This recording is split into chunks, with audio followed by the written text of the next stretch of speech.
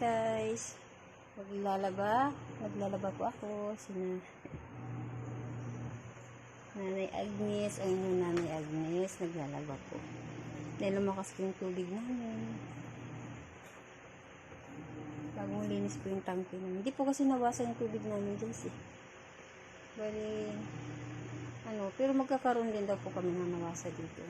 Kumbaga lang po muna kami naman sa tangke. Co-op. Tapos, po. So, dami po kasi nang gumagamit ito. Kaya, talagang hindi po, hina po talaga ang tubig.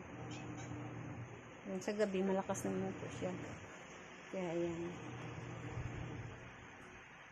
Kapaglaba po ako.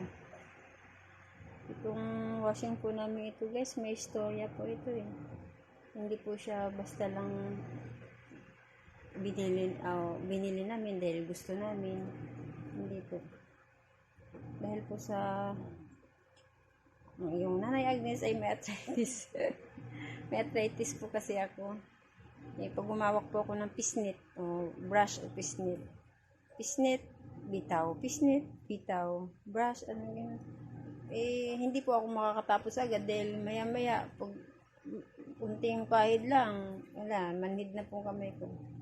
Naawa po si Mr. Sabi niya, sige, kukuha tayo ng automatic para hindi ka na mahirapan.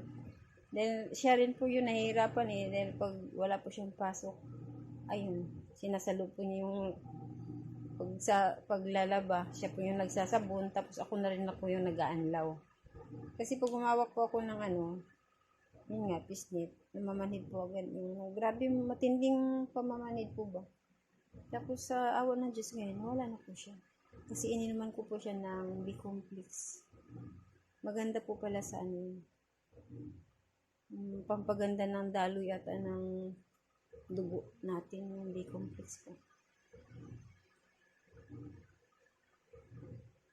Doon po ako hiyang sa B-complex na dati yung tag 25 isang piraso. Pero ngayon wala na po siya. Simula po nung nag-COVID, nawala po yun. Nawala po yung B-complex na yun.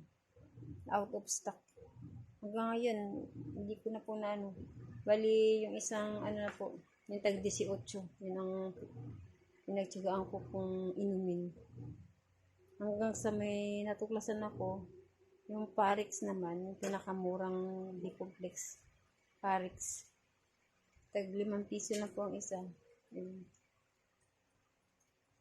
Maganda po siya sa mga ugat-ugat po yata natin. Para gumanda ang daloy ng dugo. Thank you for watching.